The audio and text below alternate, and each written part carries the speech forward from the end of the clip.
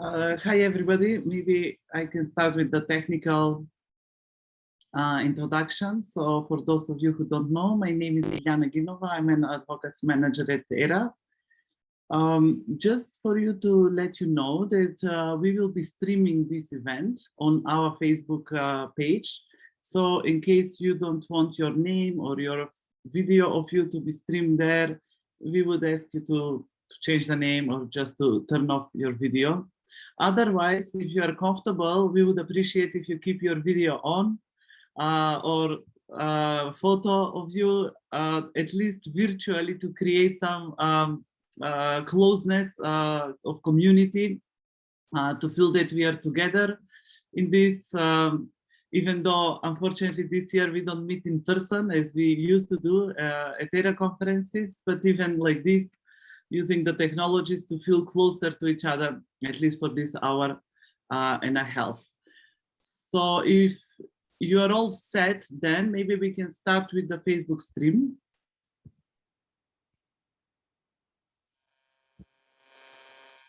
Got it. Okay, then. So hi again, and this is for our Facebook audience. So I will introduce myself again. So my name is Biljana Ginova, my pronouns are they, them. I'm an advocacy manager at ERA, and I'm very happy to be moderating this panel this week. This is the last panel for this week.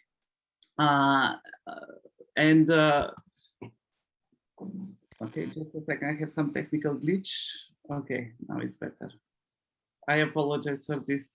So again, welcome to the last panel discussion of this week's ERA conference. As I said, unfortunately, this time we are online and not in physical space, but hopefully this will be the last online conference, and next time we will be again in our natural habitat. So this, the title of this panel discussion, we chose it to be countering the anti-gender movement in the region, an issue of human rights protection. The title of the discussion was chosen purposefully. For one, right from the start, we wanted to put the notion in the focus that anti-gender movements, and that is inclusive of anti-trans, anti-LGBTI, have as a final objective to deteriorate the democratic processes and human rights principle in the society. What they aim, so we wanted to put this right in the beginning. What they aim is to preserve the domination of one population, and that is, of course, the one of the white, rich, heterosexual, cisgender men from the global north over the rest. And the avenues that they are using to achieve this are over the bodies of gender and sexual minorities. What different reports have shown is that the anti-gender movement is a highly organized and very well-financed movement that acts transnationally in deteriorating women's rights, LGBTIQ rights, and civil society as a whole. The main targets in their advocacy strategies are the concept of gender, as all of you who are working in this field already know, LGBTIQ rights, sexual and reproductive health and rights, sexual orientation, and similar. However, what the reports are also showing is that the anti-gender movements are using these narratives to strengthen their own power and to promote or maintain social and political hierarchies when one group of citizens is considered superior to the rest. From what we could see in the region, but also on the global scene, the anti-gender movements are attacking their opposition using different political spaces and influencing both at politics and at policy level. We used to see these groups in the big international spaces, such as UN gatherings in Geneva and in New York. However, recently, they are literally in our backyard, on the streets, in the parliament, on TV, and directly influencing human rights-based policies. What is interesting about this group is that even though they are united under the anti-gender rhetoric, they all come from different ideological backgrounds, and their motivation is often different. However, they have obviously successfully created the signifier of gender ideology as a sublimate of all threats under which they mobilize. And they are mobilizing by using emotions, and particularly the emotion of fear. And that is fear about the future, fear about the children, fear about the traditional family, etc., etc. So they managed to construct the so-called gender ideology and to understand it or interpret it as an attack to what they call the three N's, and that is the nature, the nation, and the normality. And of course, all this understood under the cis-heteropatriarchal framework of understanding. In the past, most of them, in the past, but also even now in some contexts, most of the anti-gender messages were framed in the religious narratives. However, the newer actors or the newer participants in the anti-gender movements now are using rather secular language, and even a language based in the human rights. For example, the right of expression, while of course using anti-rights, anti-democratic messages, and promoting a world order that maintains the dominance of one group over the rest, over the others. So having this in mind, the panel today will explore the impact of the anti-gender movements in the Western Balkan and Turkey, the responses developed by the civil society, and the good practices to build on in our future work. We are hoping that the discussion today, after we hear the panelists, that in the discussion many of you will join, and we can together think of our future actions, and we can think of how can we jointly tackle the effects that anti-gender movements are having in our region. As the reports are pointing out, the anti-gender movements are much more united and even louder and even more present now in the public discourse than we are. So I hope that we will come out of this panel with some more concrete or more tangible plans of regional cooperation, of building solidarity, and at the end of uniting, because as I personally see, I think that the actors under the anti-gender movement are much more united than we are on the side of human rights and democracy. So without further ado, I'm honored here today to be sitting, even virtually, of course, with 4 brilliant activists and human rights defenders. I have been truly privileged to work with all of you in the past years and to learn so much from you. So I will just introduce your names. I will introduce the names of the panelists. However, I will give space for you to introduce yourself in the way that you see fit when I'm asking the first round of questions. So today here with us, we have a representative from Albania, and that is Jenny Karaj from Alianza. From North Macedonia, Elena Petrovska from Coalition Margins. From Slovenia, Evan Grm from Transakcija. I'm so sorry if I pronounced it not well. And from Turkey, Berfu Şeker from Women for Women's Human Rights. So thank you all for making the time and joining this discussion today. So we have envisioned this panel. We will have circle of 2 questions, and then we will open the floor for Q&A and the discussion before we close up the whole day with the final question. So I will start the conversation. I would like to start the conversation from Albania and to start it with Jenny. So Jenny, we are witnessing recently quite worrisome developments in Albania with the rise of anti-gender backlash. Particularly, at least that's how it seems from our perspective, that they maybe become even more visible in the public discourse after the case concerning parental rights of the lesbian couple. Could you please, maybe in the next 4 or 5 minutes, share a little bit more about what is happening in Albania, I'm so sorry, concerning the anti-gender movement, how it is affecting your work and also the developments in Albania. So the floor. Yes. Thank you very much, Diana, for giving me the possibility to share our experience in Albania. for many years, to be sincere, I was very happy that when I was hearing different colleagues in the Balkans, I was happy we didn't have the same situation in Albania.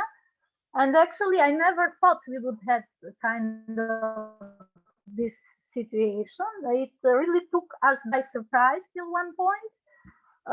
We have always, had religious groups or individuals or even public figures, talking against LGBT cause, but never before have we saw this kind of mobilization, as you said before, well thought, well managed, well financed form that is taking right now.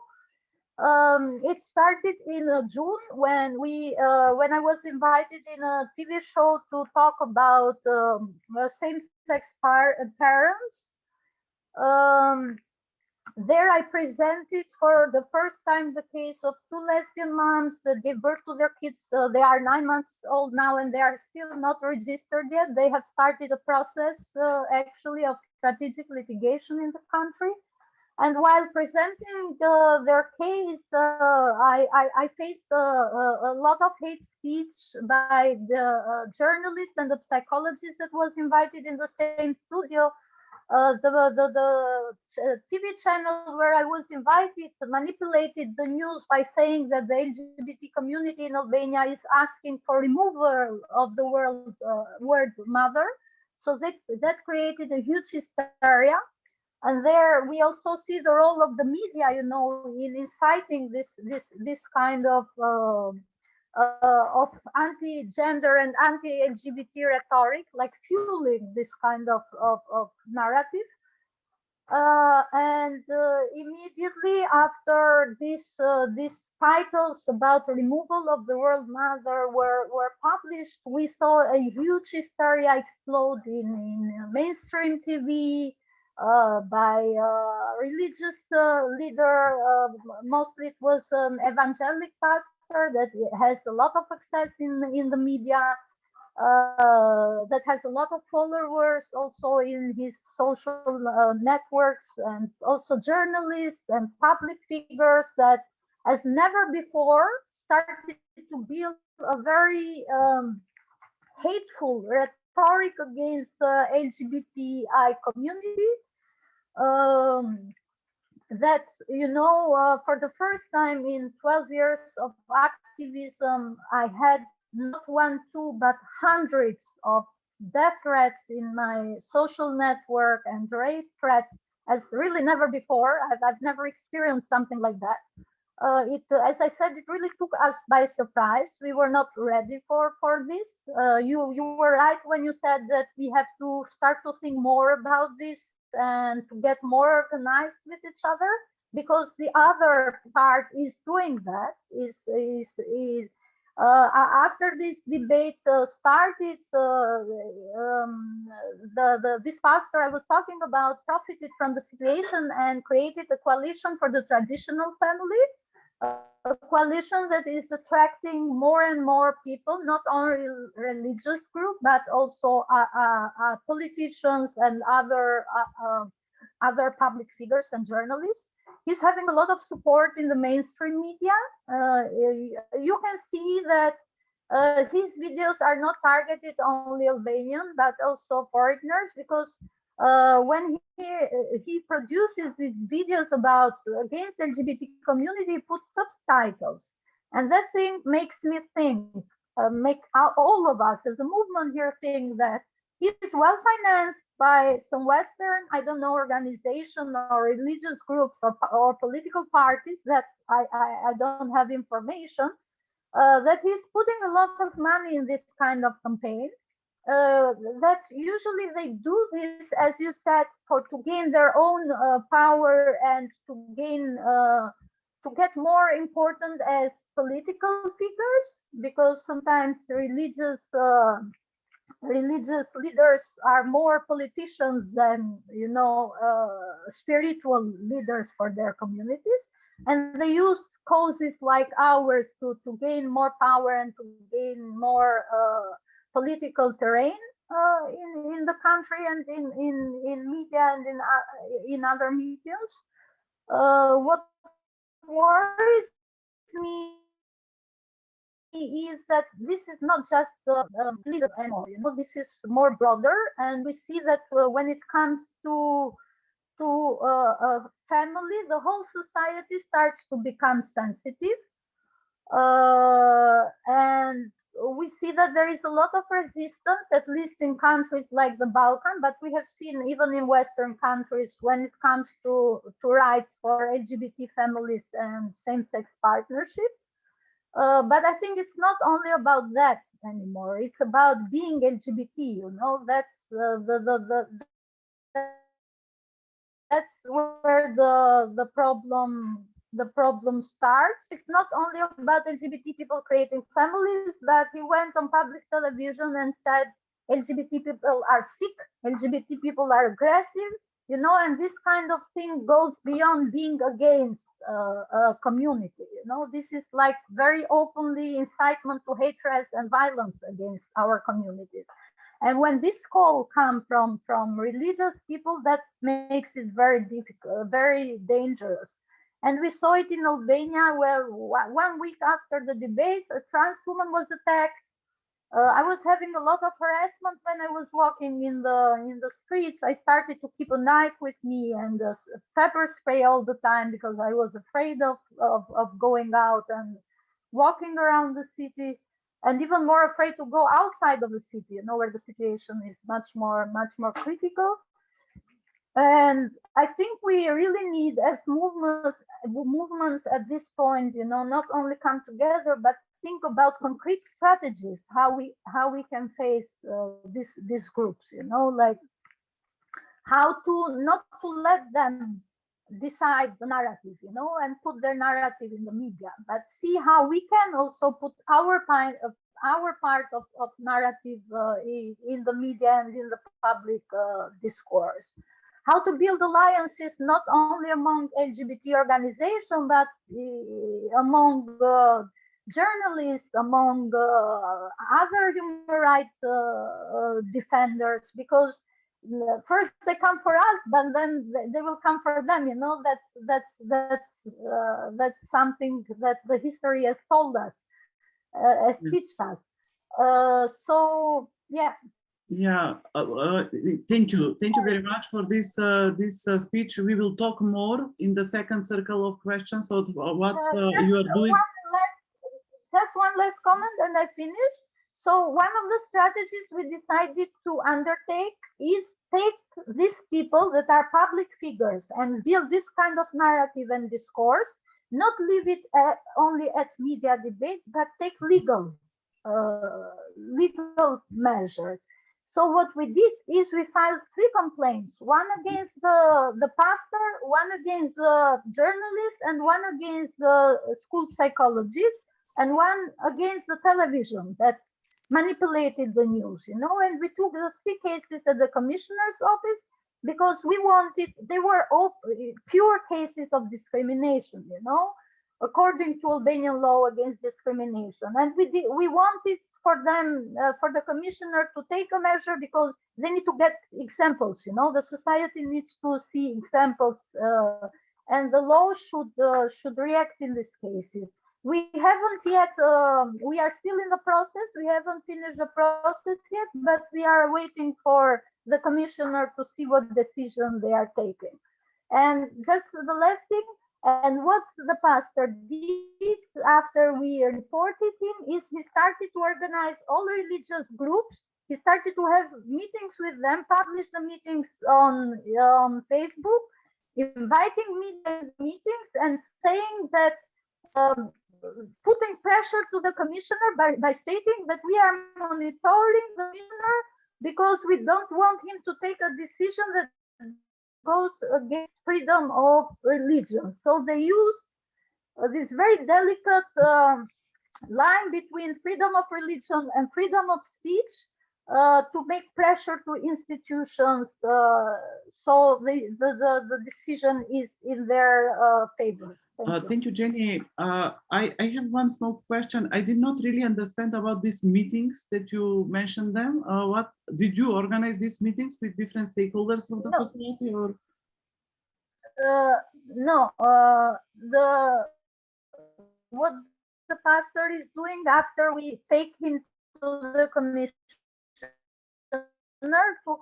commissioner, he started to do and other to make them present them the idea of this holy traditional coalition for the family, and to use them as backup to make pressure to the commissioner, you know, that look, if you take an action against me, that he said that LGBT people are sick and aggressive, this is freedom of religion, you know, I can say this kind of things. And I have a backup of all the religious groups to do this, you know, because I'm protecting the traditional family, and the commissioner should be careful in what decision he takes, you know, it's like a pressure towards institution. Yeah.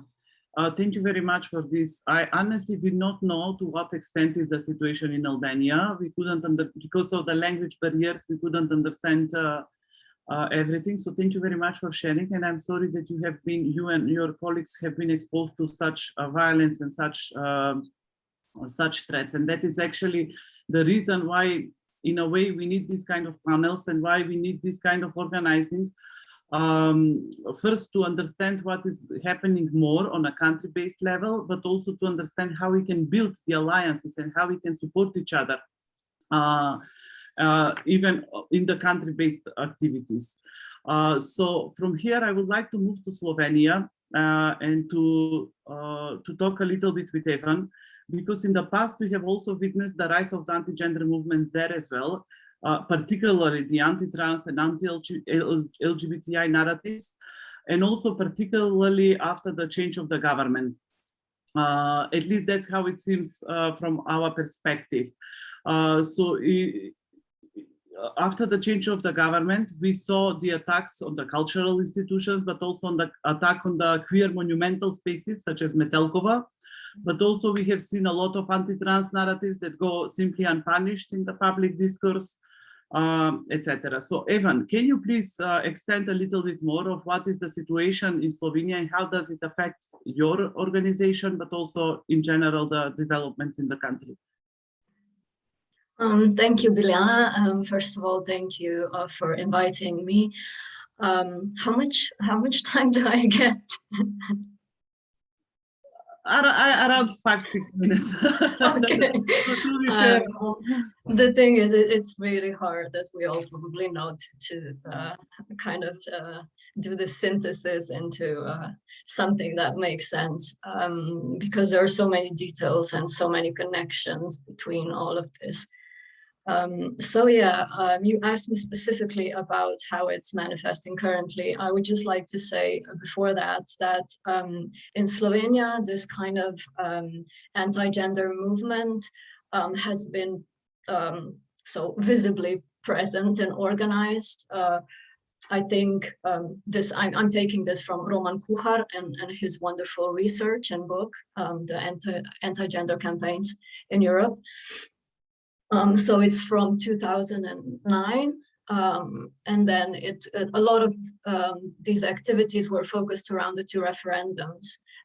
So yeah, it started with debate on marriage equality, and then went on to the 2015, the second referendum, where it gained more power and momentum and is, you know, organizing. And they really got the platform and power. And then the leader, one of the leaders, Aleš Primc, so they had this children at stake, is what they call za otroke gre. So it's for the kids. And then he also moved into politics, or at least tried to. So in Slovenia, it's called, they call it gender theory, basically, teoria spola. It's an empty signifier, as we all know, so you can squash all different sorts of fears into that and operate with them. The other point I wanted to make was, yeah, like you said, the main targets and scapegoats have been the LGBTIQ people, as individuals, as families, and the kids, obviously, and then also reproductive rights.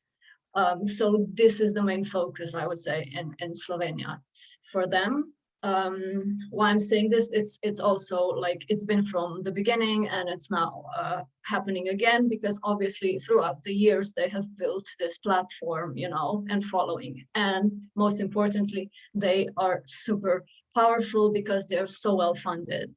And here comes this is because of the extensive support of the Slovenian Catholic Church, and we cannot go on like without mentioning that, because otherwise, you know, this is not like just some people or groups who popped up accidentally somewhere, but it goes back to, you know, the church having its plan of the new evangelization of Slovenia and so on. So it goes back, and it came from Italy, and you know, it goes back to Vatican and their documents. So it's a very well thought out process and very well funded. And the secularization of the state, which should be the case, is like we've seen it's not it.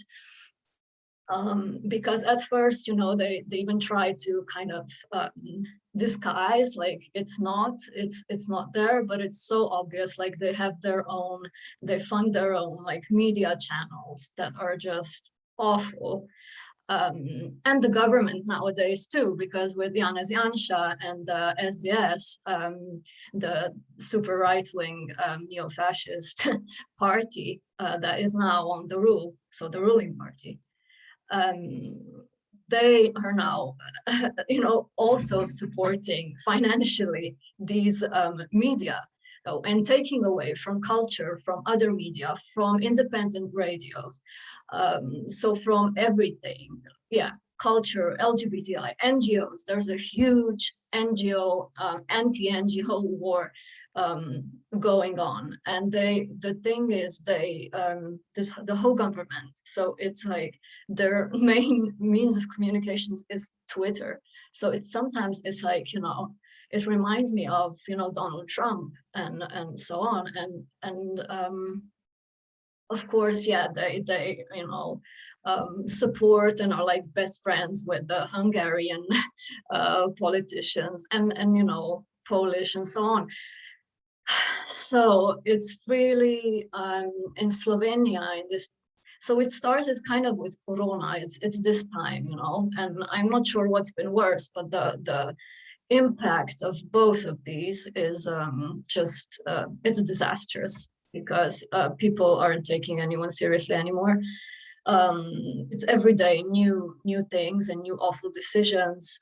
So yeah, for example, yeah, I've mentioned and a few of them, and there's bigger polarization in public. So there's a lot of what we see in our work at Transakcja, which is a trans-Pacific organization, quite young, and you know, we have 3 staff, so we cannot like comprehensively handle this topic as we have full hands with all of our services. So what I wanted to say is that, yeah, we see that there's a lot of people, when you look at young people, people who come to us, who talk about what it's like in schools.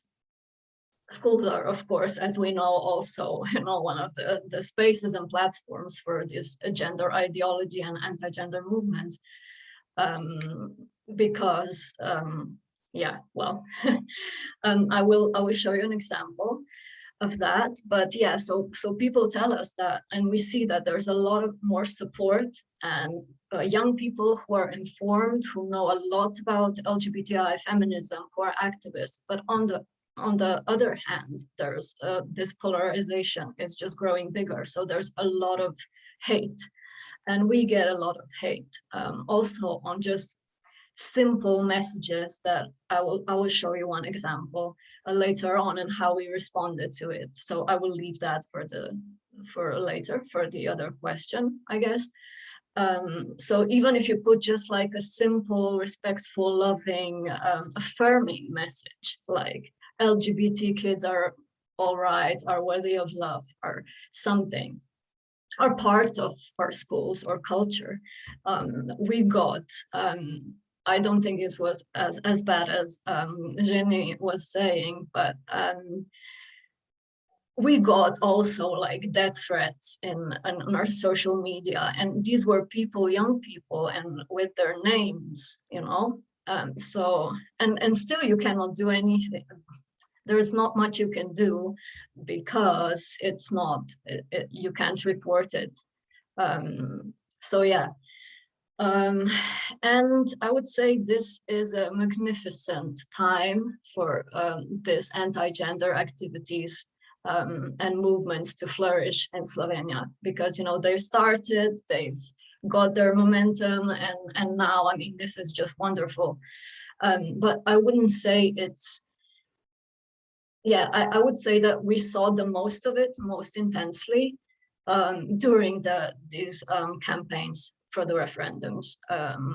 But still, you know, it's you can see there's all of the time, all of the rights that we already have and have been in the constitution and, you know, everywhere, that are now trying to be revoked, for example, on abortion. So yeah, there have been, you know, like protests for like the right, yeah, so it's about reproductive rights again. And yeah, I mean, I guess we come back to that nothing is secure. Any rights can also be taken away if some people with power want that. So yeah, I would say definitely it's a movement, or movements that are not to be underestimated, as they come from all different sides, and, you know, from more obviously from church, but also from their civil initiative of concerned citizens, like this one for children, which is supposed to be civil and secular. So yeah. Yeah, if you have any other question, yeah, maybe just to mention that Slovenia has been, if someone doesn't know yet, in this horrible kind of nightmarish atmosphere ever since the government, and there have been protests on each Friday, almost from the beginning of the government, and now there are different protests on Wednesday from mostly the anti-vaxxers and, yeah, people who don't want to wear masks and so on. So it's like, you know, you get helicopters every week that are just flying around the center, and tear gas in the center, and all the roads are closed off. So it's really, yeah, it feels like some sort of dystopia right now. And yeah. So these groups, do you think in Slovenia are closer to the government? Are they part of are they like gongs, governmentally financed, or at least ideologically close to the government? Oh, the anti-gender. Yes, Yeah. yes, absolutely. Yeah. Because, yeah, it's all connected. Although, of course, if you ask them, they wouldn't say that. But then when you look at their websites, for example, there's like one of the monks who is the leader, and has this website and has the same address as the party. I mean, the group, like the movement for children and families. You know, it's very obvious, and also it's from their website and these channels, the media channels that they now have, and are getting more funding than like our main press agency in Slovenia has been unfunded. Like, they haven't had salary for now, I don't know how long. It's been like probably around, it's more than a year, 300, I don't know, maybe. Like, I saw Lana from Slovenia is also here. So, you know, Lana, you can always add when we have the discussion and questions and so on. But it's just awful. It's awful to see what's happening. And but at the same time, I mean, I'm not gonna go into how we're countering and organizing against it. But it's good to see that this has brought a lot of human rights defenders from all sorts of walks of life and fights together. But yeah, it's at the same time we're also swamped with this this general climate and hate that it's difficult to, you know, where to put your energy now. Are we gonna respond to them all the time, and how do you want to do it, if you want to do it, or should we just be like affirming and build alliances and support the community? You're asking very important questions, and we will try to, in the discussion with you four, but also with the audience here, to try to answer them at least as much as we can at this moment. We were thinking maybe it will be useful for the audience if in this first circle we understand how these anti-gender movements are operating in our context, in our region, and what they are able to achieve. So unfortunately, we are witnessing some of their biggest effects in Turkey. So I will move the conversation now to Turkey, because I think we have all become aware of the sad and even scary outcome of these attacks. And that is, of course, the withdrawal of Turkey from the Istanbul Convention. And also, Berfu will share, I guess, a little bit more. But we think that there is also initiation of a conversation of joining the Family Rights Treaty that is pushed by Poland. So unfortunately, what happened in Turkey, of course, leaves so many women and other gender and sexual minorities almost without any legal protection in Turkey, but also these withdrawals affects the whole region, because as we know, some of the governments are already moving, or they are already anti-democratic. So we are afraid that this will be used, this will be a precedent that may be used by them in the future.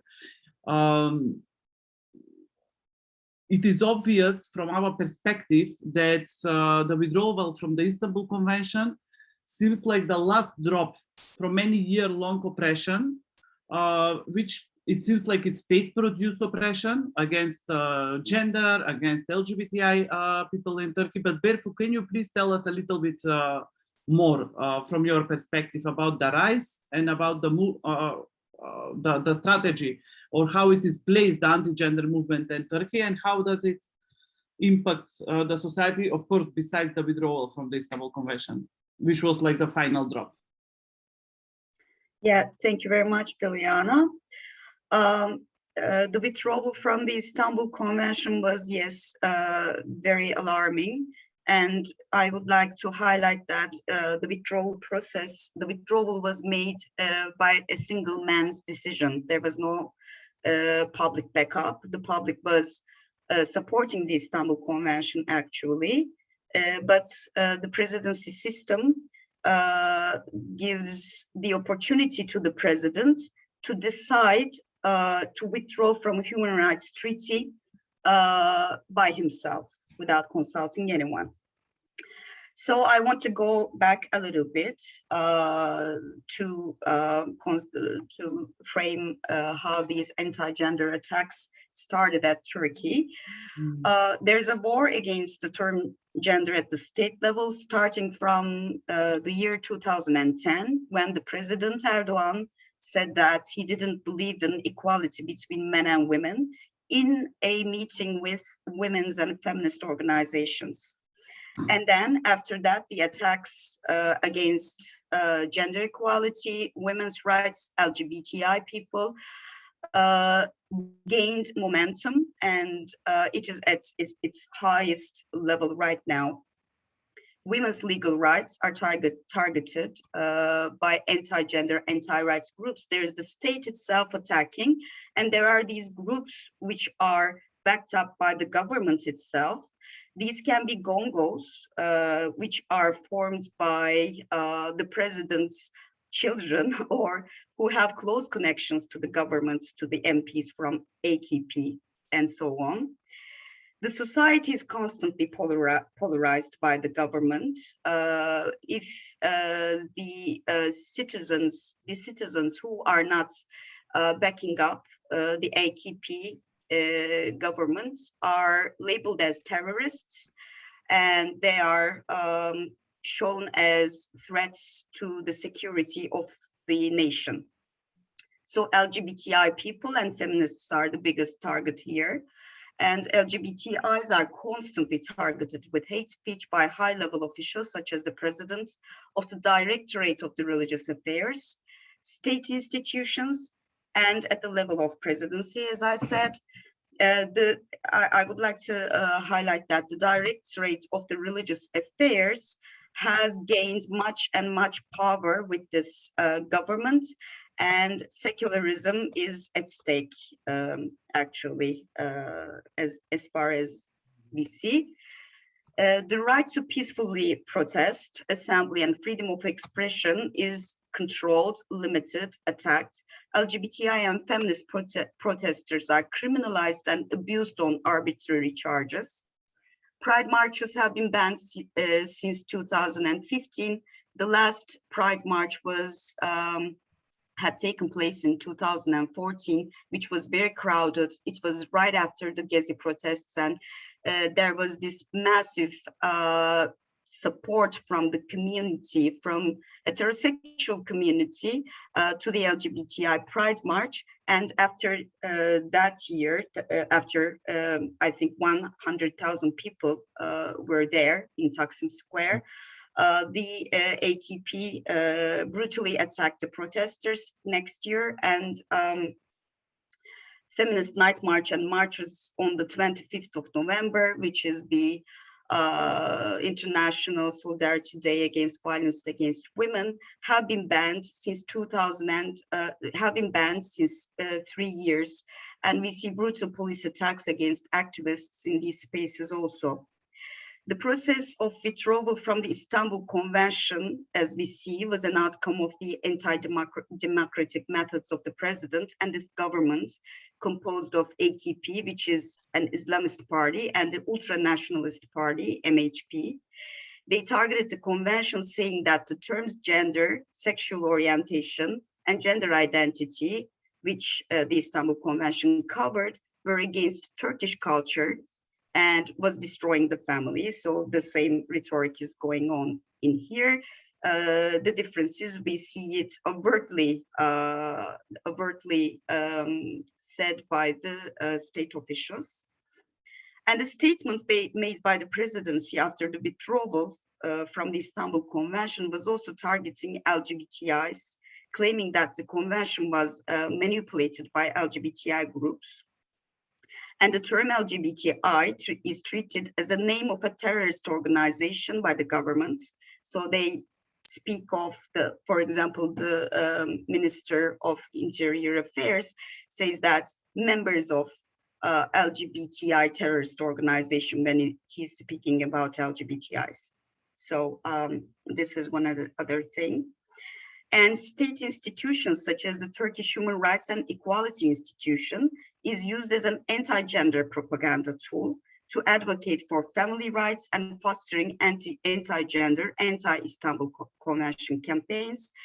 We saw that it was very effective, this institution, for preparing the scene for the withdrawal, and they were constantly, and they are still constantly organizing conferences, symposiums on family rights, and saying, claiming in the reports how the term gender is bombarding the family, and the Istanbul Convention is destroying families and harming our national security and national union, those kinds of things. And they were also saying that this is a Western ideology. It comes from the West, and it's an imperialist agenda,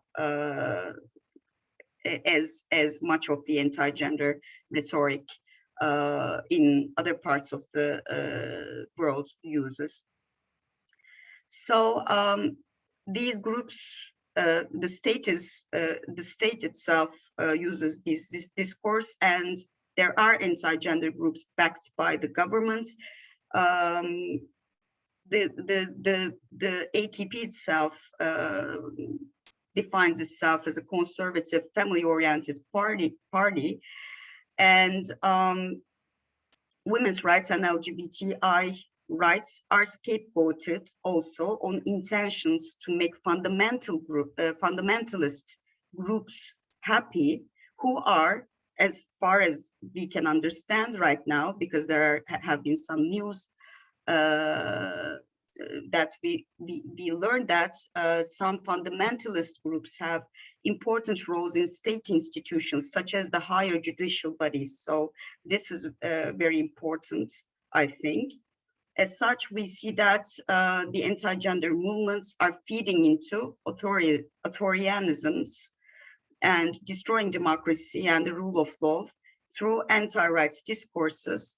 As Biljana, you have very well put it in the beginning, this is the fight of a minority to have superiority over LGBTI women, disadvantaged groups, everybody else. These are a minority of group of men who wants to restore a heteropatriarchal world over, worldview, world ruling all over again. So, but I think this is our power. You know, this is what the outcome of what feminists and LGBTIs have gained through these years. So they are afraid of this power, and they are striking back. We can, you know, make a comment on this like that also. It would be maybe more optimistic to think about. So I will stop here. Thank you very much. Thank you, Berfu. Thank you for bringing closer the situation in Turkey and how long it has been developing to reach to this point. And I really like how you defined the anti-gender groups as feeding into authoritarianism, because that's very visible in Turkey, but I think in some countries, even if it's not so visible, that is the root of anti-gender movement. Very often we think that the anti-gender groups are attacking some minority somewhere, you know, some women, some LGBTI, but in the core, they are attacking the democratic processes. They're attacking the society as a whole, the open society as a context, and of course the human rights principle. I really like the take that Alianza and Jenny took, you know, to fight this with the human rights, within the human rights systems, but we will go back to that in the second round of questions.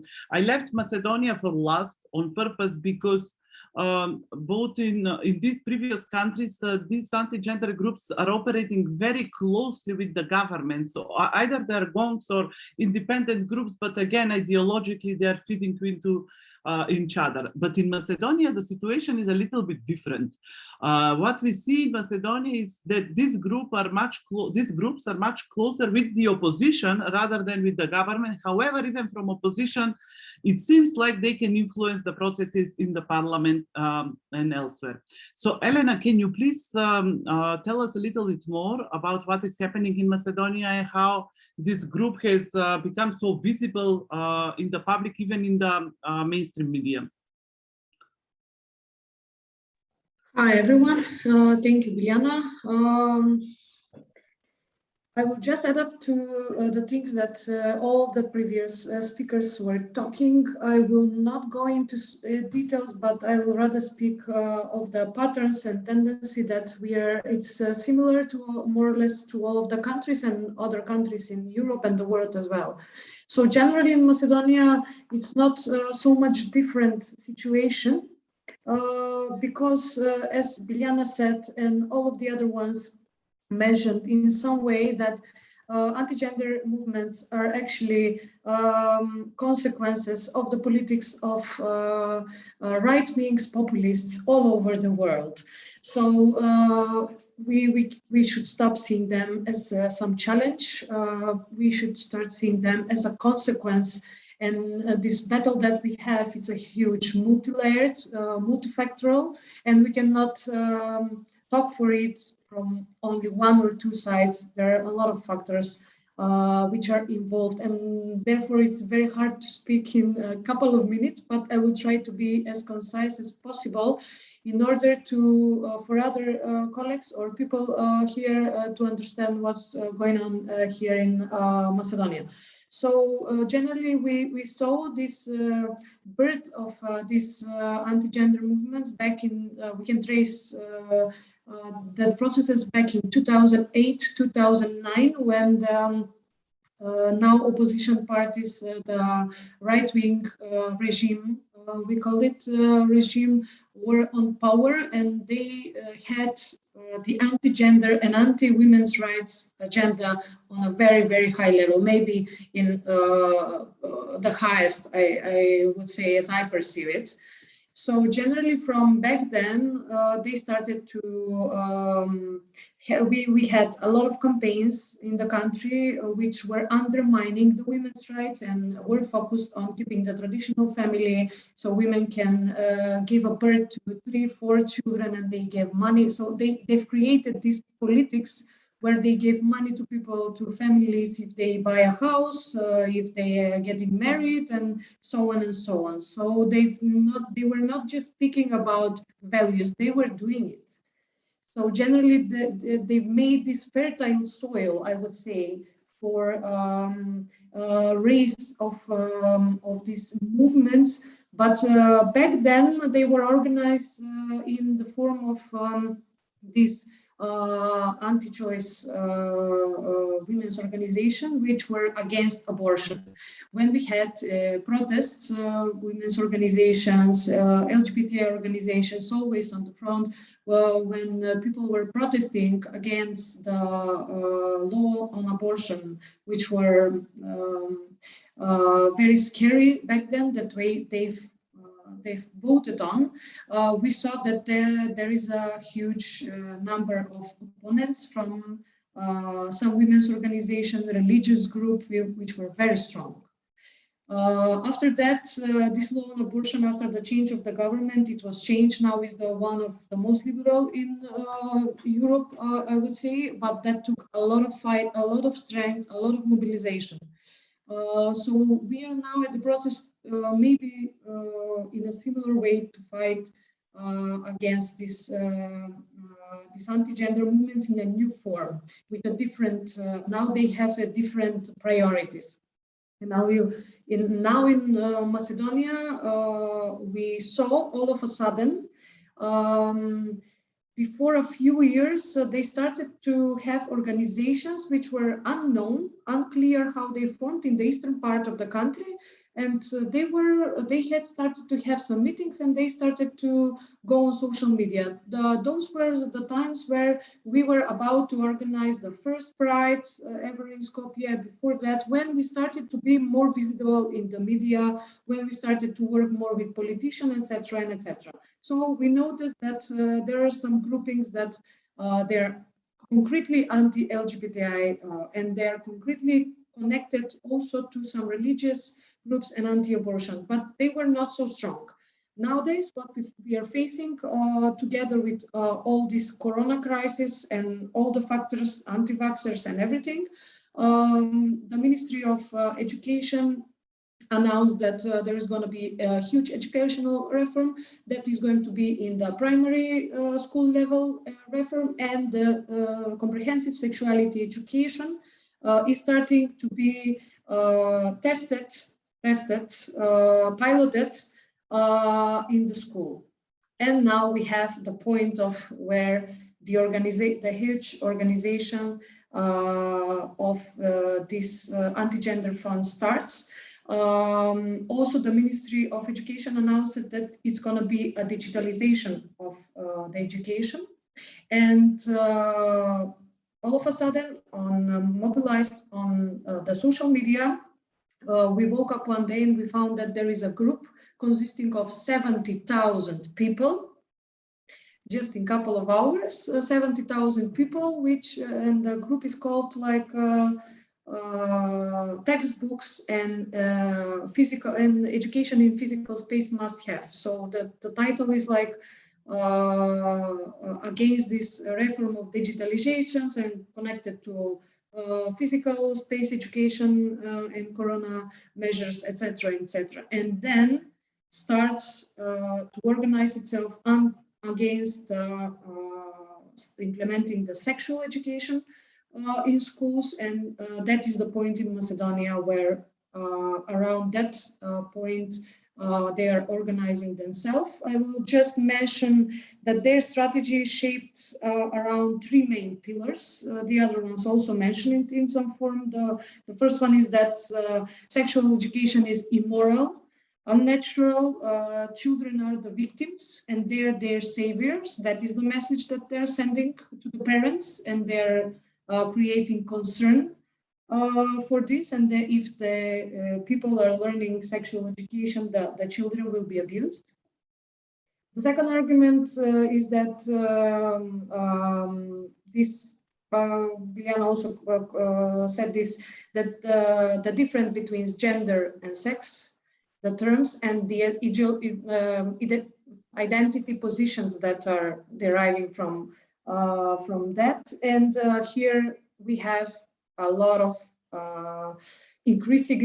are increasingly attacking trans people and LGBTI people, as they are connecting this with this immoral, unjustified, unnatural division between sex and gender. And maybe the third general pillar is that their argument about how the comprehensive sexuality education will be implemented in school, the form of it, as they are perceiving it, and they are promoting that in the public, that it is in a form of propaganda.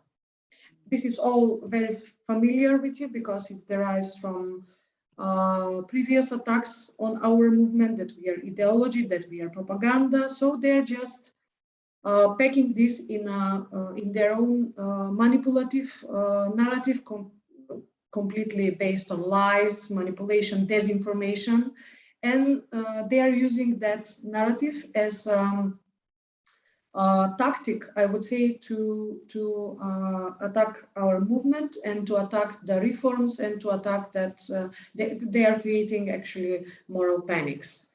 So these are the general things in very short way that I can say in this way. They're very active. They already started to demonize part of our colleagues. They're publicly spreading lies on their media. A lot of supporters they have.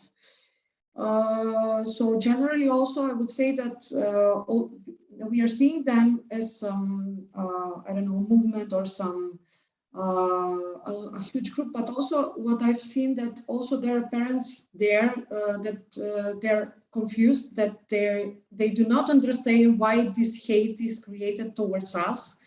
And I think that there is a potential to work with them and to build up our actions towards spreading these democratic values with them. So we are speaking here about values, about what kind of a society we want to live in.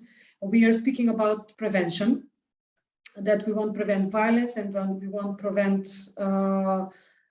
things that they are dangerous for the youth and not otherwise. So actually, when sometimes I'm thinking about this topic, I do not understand those people, because I think that they've gone so far.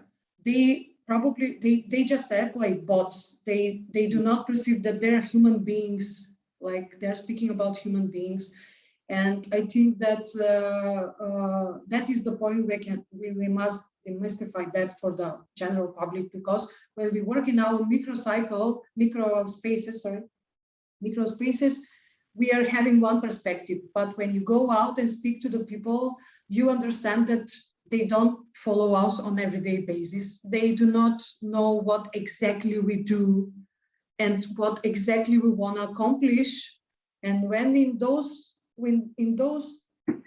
small minutes, I would say, of this micro activism, I think is the highest impact, I would say. Sorry for my bad English. This topic is very hard for me, so I'm just rushing not to take a lot of time. So I think that it's not so pessimistic as it sounds. Previously, when I researched and I worked on this topic, it was very hard for me. Now it's not so much. Or maybe I'm just, my boundaries are bigger, I'm not sure. But we'll speak in the other sense that now they are here and they will not go away, because now we have a battle, a political battle. They are against in progressive reforms in the educational system. They are politically corrupted because they mix up their agenda with politics, with opposition. They try to act some independent, but they're not. So it's a lot of mashup of what they are doing, but they have a huge public and huge audience, and they have huge mobilizing force. That I'm the mostly not scared, but I'm surprised. Yeah. Thank you, Elena. Thank you for showing, for bringing closer to the audience the situation in Macedonia. What is maybe adds is maybe the fact that they are now very present in the mainstream media, on the national TV, and usually they're invited for the debates when people from us, from the other side, are not invited to confront them with arguments. So that is also adding to the problem. And thank you all for sharing and to bringing the situation closer. And we can see that they are operating on every different way. They are using all different avenues.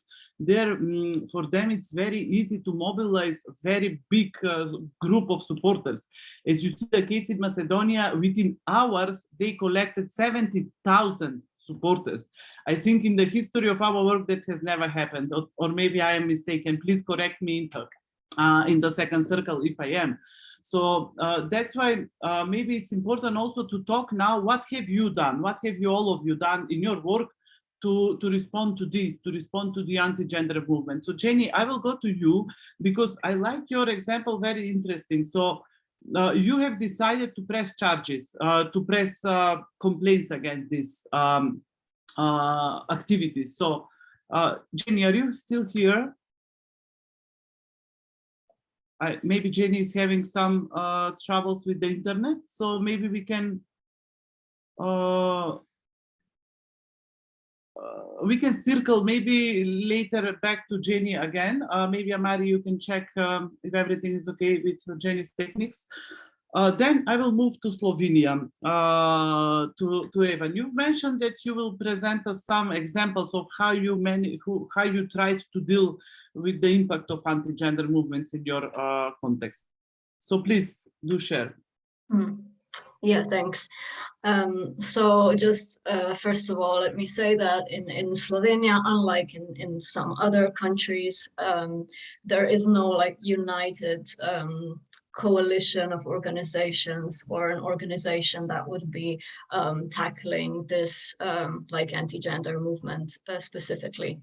However, like I said before, of course, when things happen, we respond and we connect, and especially now when we're all eagerly awaiting the elections next year, we are already like building alliances around that and some strategies, because we have to mobilize people to go and vote.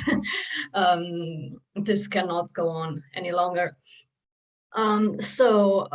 Yeah, I want to say also, like I said before, one of the points that I want to make as an organization who is still like quite small and in comparison to, I think all of our organizations are small and underfunded and understaffed, especially if you compare them to these other groups and organizations. So I wanted to say that I think it's a very big thing to put this responsibility on us as organizations and as individuals, as activists, to be saving, basically defending people and the rights and the democracy and whatever you want to call it, with what we have and who we are. So I'm not saying that we shouldn't respond to that. Obviously, that's why I'm here. It's a super important issue, but because I believe it's also one of the strategies to take energy and time from us as you know, yeah, movements. So yeah, but I do think we have to be super aware of what they're doing, and also raise awareness to and inform people of, you know, what's happening, and to think really carefully and strategically how to respond, when to respond. Yeah. So I highlighted, like I wrote down a few ways in which we at Transakcja have been dealing with, and I illustrated some of them with the examples that I mentioned. So one thing is that we believe very much in like constant presence on social media, because it's our platform, it's where we communicate with our publics, and yeah, so it's informing in accessible ways. So to observe what's happening and to inform people in accessible ways. And one such example was also the gender ideology event that we had, that was in English and international, and Biljana, you were there. So that's just one example, but I'm now going to give an actual example from these like basically these hateful messages that our politicians now, so who are in the parliament and who are part of the leading party. So this one was from Grims, who is also from SDS, and basically he said, I translated it, it's quite short, it's just a part of it, but we have to banish all LGBT and the rest of cultural Marxist indoctrination, which education system is full of, and bring in the true Slovenian tradition and Slovenian culture. So basically this was a big hit for, I mean, not hit, but hit for LGBTI people, who especially in schools, or, you know, we still have this old curriculums and nothing is updated about gender or families or anything. So that would have to be a whole reform, and it's already tough for a lot of them, like so many young people like nowadays are coming to us for counseling and so on, and something like this is really, you know, coming from high above, and, you know, basically enabling and encouraging others to follow them. So this is, I believe, from that powerful position, super dangerous, you know. So our response to that was basically like, you know, there's so many ways you could go, like you could ignore it, or you could go into discussion and enable these haters and this discussion to go in different ways, which you don't want, you know. So we just posted like a rainbowy, super warm message, a message to all LGBTIQ plus persons in schools. Your uniqueness, diversity, honesty, and power are part of Slovenian culture. You are wonderful, and no one can take that away. So this message that we posted on our social media was, then we got so much hateful like response. We also got like hundreds and hundreds of likes, obviously, but we got messages from young people with names and surnames, and not so young people, but, you know, it's just, it's awful to see that even a statement like this can collect so much hate. Yeah, exactly. And so yeah, from that we've also seen, I didn't mention, but in some of the school, you mentioned the textbooks and the education system before, Elena, and it's we've seen now, because a lot of young people are coming to us, they have in this Catholic high school, So it's they have actual textbooks on, I think it's called religion and ethics. So there's like special chapters there on gender theory. And they are super awful, and like a same-sex couple is in like, you know, like this, because it's not a real couple. And then they would like explain, and we saw that from a lot of people that we know go there, and they tell us how awful it is. Yes, I will stop there with this. I just wanted to say on one of our main ways of going about is building alliances and strengthening the ones that we already have, but also building new ones, like all the time. And this is with individuals from all sorts of profiles, like you said before, also like, you know, with reporters. And yeah, so because we cannot alone as LGBTI people, organizations or feminists. Thank you, Evan, for this intervention. I am a little bit mindful of the time. Okay, I wanted to make just one maybe most important example that's very specific to anti-trans narratives, but I can also, no. Yeah, okay, please. Okay, I will 3 sentences, okay? I don't want to be that person. Okay, so we are also one of the things that projects we have with ILGA Europe that was specifically on anti-trans narratives, and it's really great because it's it can be on we're focusing on local context. So we're working with all like different allies, and we're working individually with them. So we got like 8 organizations who are like youth organizations, anti-violence, and so on, and we are now working with them to equip them better on how to deal with anti-trans and LGBTI narratives. Yeah, so we can build that circle and also, yeah, empower people. Thank you for sharing this. I know that many other organizations from the region are actually part of that ILGA Europe support, and maybe that is also one avenue of connection and building alliances. And when we talk about building alliances with different actors, not just LGBT organizations, I'm sure that Berfu and Elena will have so much to share. But before that, if Jenny is still here, I think Jenny again has problems with the internet. Jenny, are you here? Okay. So then since Jenny is not here, again, we will move to Berfu, and after that, Elena, and maybe you can share how did you organize, because in both countries, you have tried to organize this kind of alliances, not just with LGBTI or feminist organizations, but rather with much broader group. And maybe we can use that as inspiration for the regional organizing, but also for country-based. Berfu, would you like to go first to talk about United for Istanbul Convention? Yeah, of course. First of all, I would like to point out what was reiterated before, that these groups are very well at manipulating the truth and spreading this disinformation through social media channels, in parliamentary commissions, through state institutions.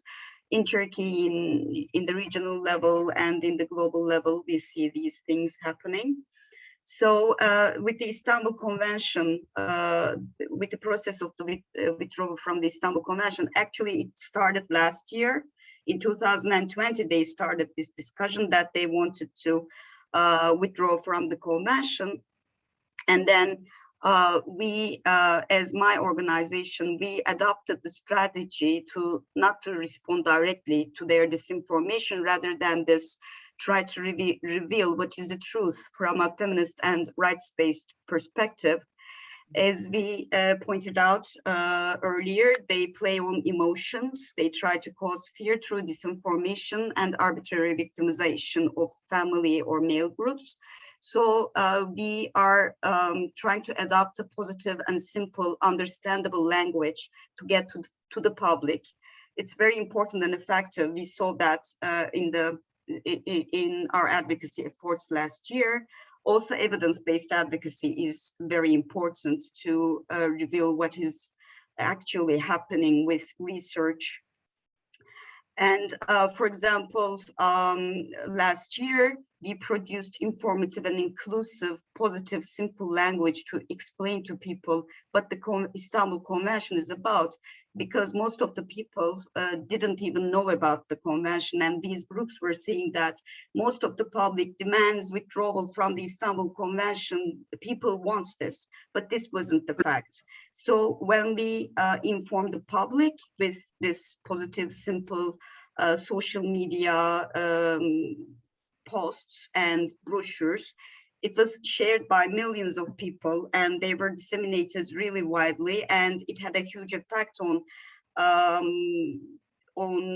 informing the public on what the convention is about. And we got the public support for the convention. People knew that it was a convention about elimination of violence against women. But the president himself, because he has the authority to do so, just withdrew from the convention with a presidential decision one night. So we believe that alliances between feminist, LGBTI, and human rights movements is very crucial in a time which we are all targeted. Our right to live without violence and discrimination is in danger, actually. So proactive strategies and proactive campaigning is really important also. Actually, we saw this coming in 2019 and started to organize through around the anti-gender attacks with Chaos GL, and we have been partnering for 3 years, and we will have an event on the 9th of November again, discussing on what gender has become since its since its formation in feminist theory. I think another very important point is to have regular meetings with multilateral human rights institutions, and also MPs from our national parliaments who can be allies is highly important. So we should keep them always on the same page, because you cannot be sure that they are on the same page. Actually, for example, demanding the UN and EU to be vocal on these issues is very important, reminding them that human rights are universal and it should be their mandate to speak up to the human rights violations, both at local, regional, and international levels. We sometimes see that these are left behind by EU and UN institutions very alarmingly. Cross movements and transnational solidarity also is very important in this regard, because it's a global attack which might sometimes manifest itself as anti-migrant discourses in some contexts, anti-gender or anti-rights in some others, and sometimes both of them. And in this regard, we started a campaign entitled United for the Istanbul Convention, which is basically, which has risen from the idea that we want to stop the withdrawal process from the Istanbul Convention, but we see that this is a larger attack on human rights, democracy, rule of law. So we came together with international and regional organizations and organizations from Turkey and Europe. So ERA is part of this campaign. And we are aiming to build cross-movement solidarity, cross-regional solidarity, networking to struggle against these attacks. And as I said, we underline that this is a matter of democracy and rule of law. We have issued statements, social media campaigns, held meetings with EU representatives, and now we are preparing for a global forum on anti-gender attacks to define our new strategy, enlarge our collaboration, and learn from each other. And we think that this campaign will have a huge impact, and it will be very important to, to strategize as we have spoken in this panel also, on how we can build more enlarging alliances to tackle these attacks. And it would be great, everyone in this panel to join the Global Forum. We are planning to organize it in December within the framework of 16 days of activism. And we will be, sharing more information when the details are set. I think I don't have much time, so I will stop here. Thank you, Berfu. And we will you. spread the word about the Global Forum. And without any elaboration, I will move to Elena. Maybe Elena, you can share about the activities that you took in Macedonia. And also I hope that you are able to stay all a little bit longer beyond 12:30, so we can have a little bit discussion as well. I'm so sorry for not being very careful with the time, but all of the panelists were sharing actually very, very interesting and very useful information. So it was difficult to interrupt. Elena, please, the floor is yours. Okay, I'll be short. We have taken a lot of activities during the years. I mean, generally when we do our work is actually when we strive for the human rights, we fight for the legal system improvements, law enforcement. So everything is connected and everything is adding up to our efforts for a more democratic society and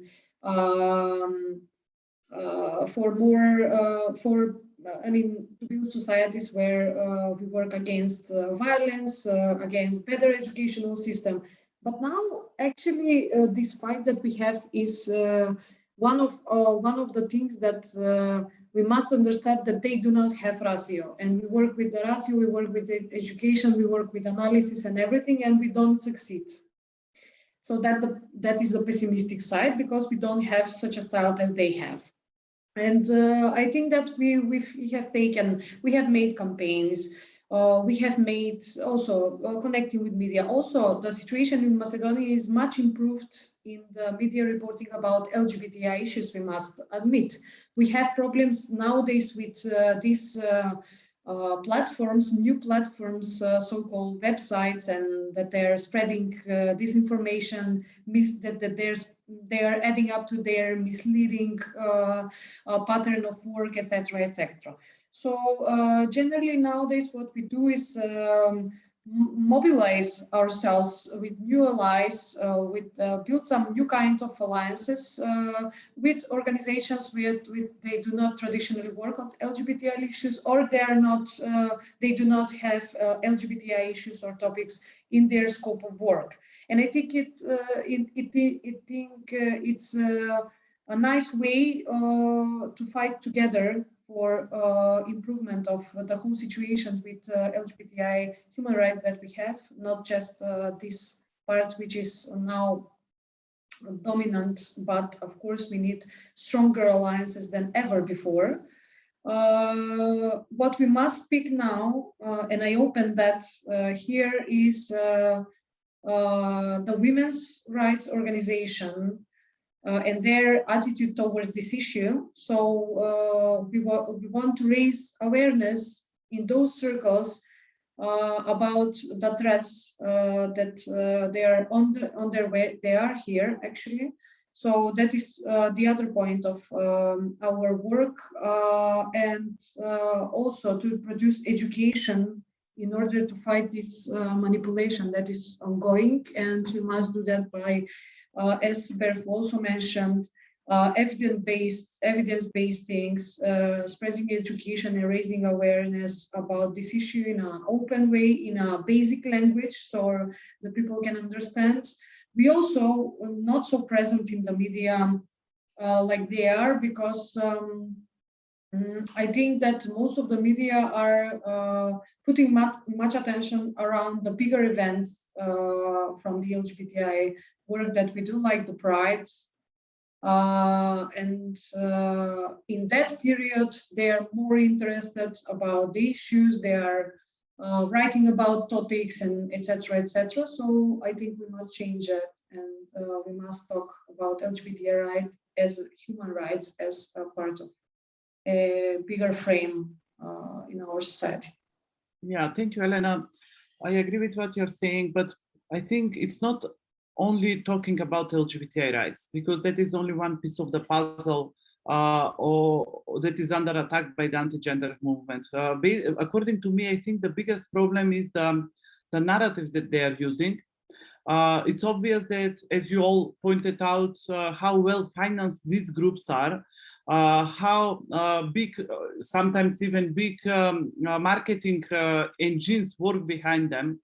And it's interesting to see when we read their messages, how they're embedded many times into the human rights, into the language of rights, into the language of protection, into the language, in that kind of language, and that's how they can appeal to the broader public. So for me, the challenges is more how we can create our own narrative about the gender, about the sexuality, about access to this kind of education, etc., without maybe entering into direct confrontation with them, or without engaging with their own messages, and like that increasing their visibility even more.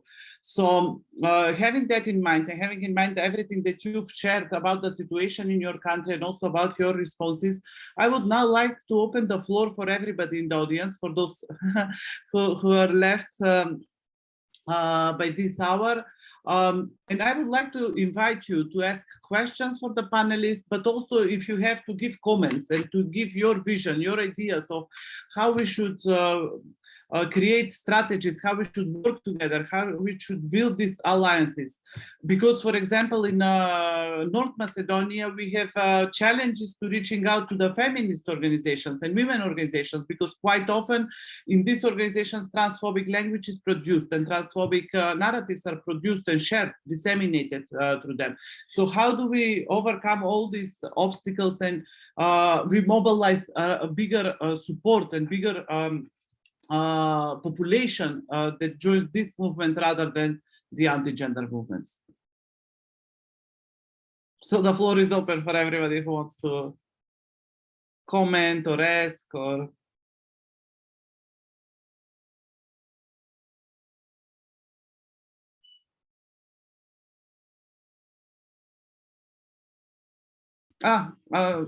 Joel, I'm sorry. Yeah, no, that's right. I was raising my hand politely, but yeah, I was wondering if you, if Era, and because it's so interesting and so important, if you're thinking of developing something a bit more formal, like a study and investigation specifically into narratives. And what I'm more interested in is that deep narratives, because we all know the superficial narratives about traditional families and stuff. But I mean, what is really puzzling to me is, like, when I listen to these narratives, my first reaction is, it's ridiculous, it's stupid. And so I don't understand the deep narrative. I don't understand what's happening below the surface. And there are quite a lot of, I mean, there's several initiatives going on at the moment to look into these deep narratives. And I was wondering if Era had something in mind about doing a bit of structuring, about a more technical investigation into this. And this needs a bit of money and stuff, but I think it would be a shame to leave it here, because I think we're hitting a kind of a bit of a space where we don't know really what is happening below the surface. Yeah, thank you for this question, Joel. Actually, we are starting these conversations about the anti-gender organizing within ERA recently, since on this kind of level as a separate program recently. Before that, it was part of different programs of ERA. So after this panel discussion at 2 o'clock, we have a meeting with our members on this topic. So we will also share this comment that you gave, among others. Like, we will see. I agree with you that we need this kind of report and this kind of analysis. I also want to tell you that there are many reports produced on this analysis on a regional and global level. So one of that report is what was the name? Can somebody help me? From the Foreign Policy, Center for Feminist Foreign Policy. Then from new data, the new report on financing of these groups, the tipping of the iceberg is called, etc., etc. So we have some of these resources. Maybe we can talk bilaterally.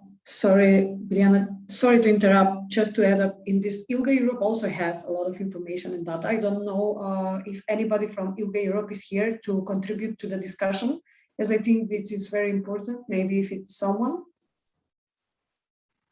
ILGA Europe missing, Yes, okay? there are some people involved. No, I mean from the ILGA Europe organization as itself, from Brussels. No, Belinda. Okay. Okay, I think that there are a lot of materials that can be sent on even further. There are a lot of, also we in Macedonia are doing analysis of the discourse that is based around sexuality education, but of course it's similar to the other issues that are around, but it's not promoted or published, but we know that data, we know that, but we need maybe something different. Yeah. Thanks, Elena. And also we need to extend it to the other countries of the region. Okay, maybe some other comments or questions?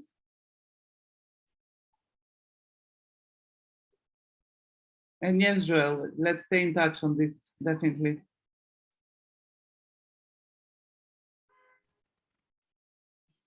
Okay, then obviously we finished in time, even though I was stressing about the time all the time. So sorry, because we're time, maybe I just have 1 minute just to say that I'm also part of an initiative that is, it's not donor driven, but there's a lot of donors behind it, and it might be interesting to get connected to this one.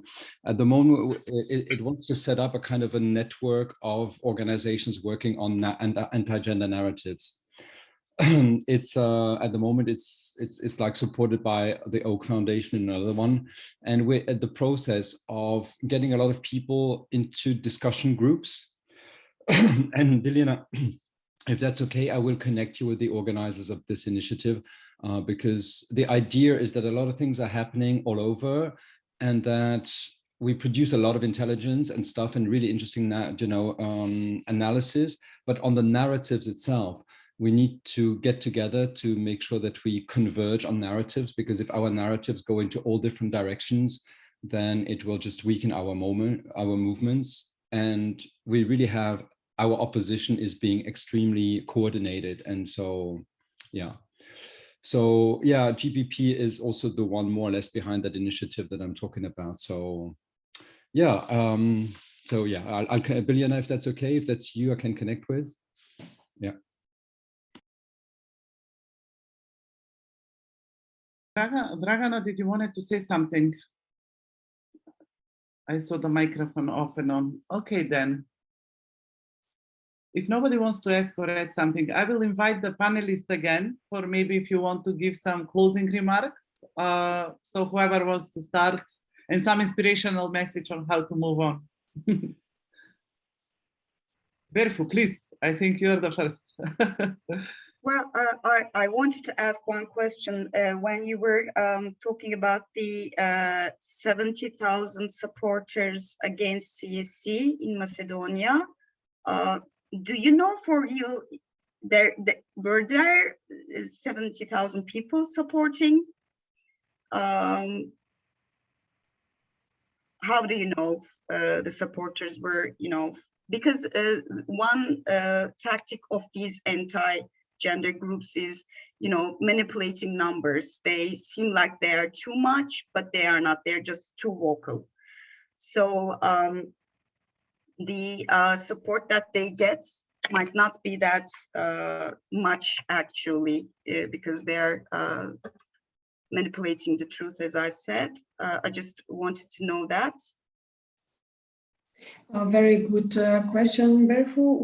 We have spoken about this, and I've mentioned in my talk that there are people maybe that they are not supporters directly of these hateful things that they are doing, but they were generally, I think, interested in the educational reforms. So the educational reform and anti-digitalization thing were the masks under which this movement arose, So as I mentioned, there are people that they are just watching by and to see what happened and why they are now all of a sudden gathering the parents what is now the discussion, etc. And it was connected to the health of their children, their students, because they were asking for physical presence in the schools. They wanted physical textbooks, not digital ones. So you have the mix of this everything. So maybe they're not 70,000 supporters, but they're a huge group, right? And it's easier when you have 70,000 groups to spread the ideas. Even in some parents that they're confused and they don't know what it's about, they will read them every day, how they spread hate and misinformation about trans people, about gender, about women's rights. They want to withdraw. Also, they have said that they want to take initiative on withdrawal from the Istanbul Convention because the trans agenda is inside, and now we want to put this trans agenda in the country to the Istanbul Convention. So they're just, they have the perspective of anti, and they're not seeing the women's right, the civilization, civilization benefits that we have from the, gender equality and I would say equity, that we strive now for equity, not just equality, no? So this is the fertile soil that they've made on the social media, and they're active on social media, and there are different groups. This is one group. There is the second group, which is called Take Responsibility, and the third group, which is called From Us, Nothing Without Us, From Us, something like that, translated on English. So that there is no one group specific that is doing all this. There are several ones. Also, there are priests that they are inside there. They started to work also with priests. So the priests are mentioning now in their prayers the danger of the comprehensive sexuality education if it would be implemented in schools. Mm-hmm. They went to a school to talk about the danger of comprehensive sexuality education. If we as organization want to do a seminar against violence or bullying and gender equality for the schooling kids, we would need a permission from the Ministry of Education, right? That's a process, and we work like that. So I think I've answered your question, or I tried to answer your question. It's not so simple to, I cannot say that I'm sure about this and this. We are not sure about, but these are the patterns. And as I said, there are a lot of people which do not know the facts, and we are here to do that, to do the facts, to do the education, to raise awareness, to spread this. That would also be my conclusion or message. And we must keep our stamina. We must mobilize our community. I'm up for that. Of course, organizations, and that's a process, and we will do that. But also, I think we must work more with the community to educate the community and mobilize. We have a lot of young people which are educated, which are aware, but we must somehow motivate them to be included in this processes, I rather said, because this is a fight on a long term, and we must mobilize and to be more visible. Not just a couple of people from the NGOs talking on television. Also, as Ivan from Slovenia, I think, said, there is a huge anti-NGO vibe in Macedonia, and also I'm very sorry about that, but it is the realness that we are in, but that should not demotivate us. It's somebody's perspective. It doesn't mean that it's true. Thank you, Elena.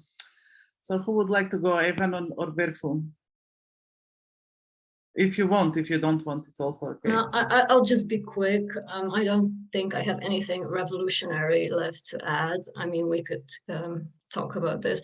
What I think we need, I would just maybe, connect and add to what Elena's already said.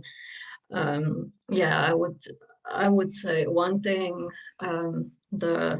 more research, more insight, and more resources to actually tackle this.